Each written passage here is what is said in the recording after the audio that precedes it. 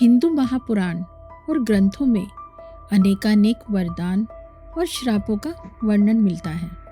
जहाँ तक श्रापों का संबंध है तो हर एक के पीछे कोई ना कोई कारण या कोई कहानी है।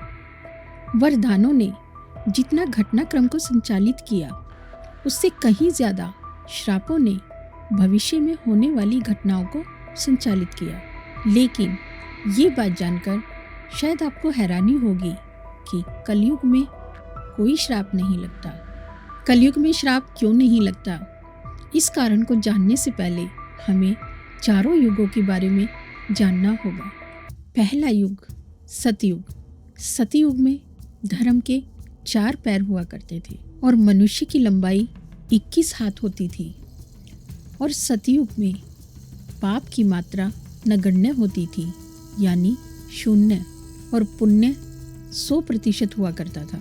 और सत्यवादी हरिश्चंद्र जैसे राजा हुआ करते थे जो सत्य की राह पर चलते हुए अंत में उन्होंने अपने पूरे परिवार के साथ बलिदान दिया। दूसरा युग आता है त्रेता युग, जिसमें धर्म के 3 पैर हुआ करते थे और मनुष्य की लंबाई 14 हाथ बताई जाती है।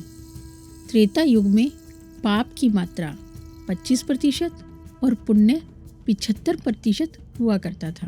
और त्रेता युग में ही भगवान श्री राम का अवतार हुआ था। और त्रेता युग वो युग था जिसमें रावण ने सीता का हरण किया था और हरण करने के बावजूद सीता को छुआ तक नहीं था। तीसरा युग आता है द्वापर युग, जिसमें धर्म के 2 ही पैर थे और जिसमें मनुष्य की लंबाई 7 हाथ बताई गई है। द्वापर युग में पुण्य की मात्रा 50% और पाप की भी मात्रा 50% बताई गई है। मतलब यही कि द्वापर युग में आधे मनुष्य पापी और आधे मनुष्य पुण्य आत्मा थे। और द्वापर युग में ही महाभारत का युद्ध हुआ था और ये युद्ध पूरे तरीके से धर्म का ही युद्ध था। और द्वापर युग में ही श्री कृष्ण ने पुनः धर्म की स्थापना की थी। द्वापर युग के बाद आया कलयुग, यानी वर्तमान युग, जिस युग में धर्म के पैरों का कोई नामो निशान तक नहीं है। कलयुग में मनुष्यों की लंबाई 3 हाथ के करीब बताई गई है। इस युग में सिर्फ धर्म का 1/4 अंश ही रह जाता है। इस युग में पाप की मात्रा 75% और पुण्य की सिर्फ 5% ही रह जाती है। लेकिन वर्तमान काल में कलयुग अपनी चरम सीमा पर है। जो पुण्य की मात्रा 25% या 5% बताई गई थी, अब तो वो कहीं नज़र ही नहीं आती। अगर पुण्य कहीं 5% बचा भी होगा तो वो कहीं नज़र ही नहीं आता। अब हम बात करेंगे कि कलयुग में श्राप क्यों नहीं लगता। श्राप देना कोई आसान काम नहीं है और ना ही ये किसी के वश की बात है। जिस तरह मिट्टी के कच्चे घड़े में हम पानी को ठहराना चाहें तो वो ठहर नहीं सकता। अगर हमें घड़े के अंदर पानी को रोकना है तो पहले घड़े को अच्छे से भट्टी में पकाया जाता है। ठीक उसी तरह जिस व्यक्ति ने अपने जीवन में कभी तपस्या ना की हो, उस व्यक्ति का श्राप निरर्थक होता है। जिसने अपने जीवन में कभी कोई तपस्या ना की हो, तपस्या के बिना कुछ भी संभव नहीं। ब्रह्मा जी ने तपस्या से ही इस पूरे ब्रह्मांड की रचना की, जिसमें असंख्य ग्रह और आकाश गंगाएं हैं। तपस्या से हर वो चीज़ मुमकिन है जिसे हम पाना चाहते हैं, लेकिन तपस्या किसी के वश की बात नहीं। तपस्या के बिना मुक्ति और ब्रह्म साक्षात्कार की बात तो बहुत दूर है, क्योंकि तपस्या के बिना तो छोटी छोटी चीजें भी प्राप्त नहीं होती। जो भोजन आप पाते हैं उससे शक्ति प्राप्त करना आसान काम नहीं। अनाज को पहले सूर्य की किरणों में तपाया जाता है, उसके बाद रसोई घर में तपाया जाता है, अंत में भोजन के रूप में शरीर के अंदर पाचन तंत्र में तपाया जाता है। तब कहीं जाकर शक्ति प्रदान होती है भोजन से। अगर आप भोजन को भली भांति नहीं पकाएंगे और आपका पाचन तंत्र सही नहीं होगा तो आपको भोजन से वो शक्ति प्राप्त नहीं होगी। भोजन के अंदर इतनी शक्ति है कि आपके सभी अंग और आपका दिमाग भोजन से प्राप्त शक्ति के द्वारा ही काम करता है।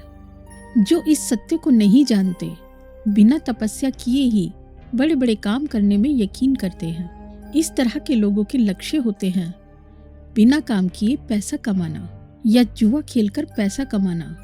अर्थात आपको जिंदा रहने के लिए भी तपस्या करनी होती है। फिर बड़े बड़े काम आप बिना तपस्या के कैसे कर सकते हैं? फिर श्राप देना भी बड़े कामों में से एक है। बिना तपस्या किए आप कैसे श्राप दे सकते हैं? श्राप देने के लिए भी तपस्या की आवश्यकता होती है। अब बताते हैं कि कलयुग में श्राप क्यों नहीं लगता। इसके लिए आपको कलयुग के बारे में कुछ बातें जाननी होंगी।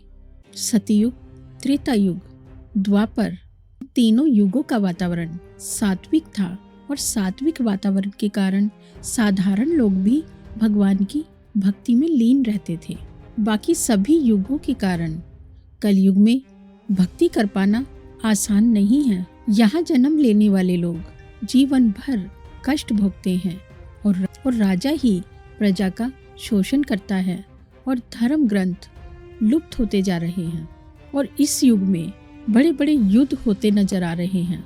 नई नई बीमारियां जन्म ले रही हैं। राक्षस हमेशा से ही देवों को मारना चाहते हैं और इस युग में राक्षसी स्वभाव वाले लोगों का ही बोलबाला है और वो स्वयं ही भगवान बनने का प्रयास करते रहते हैं।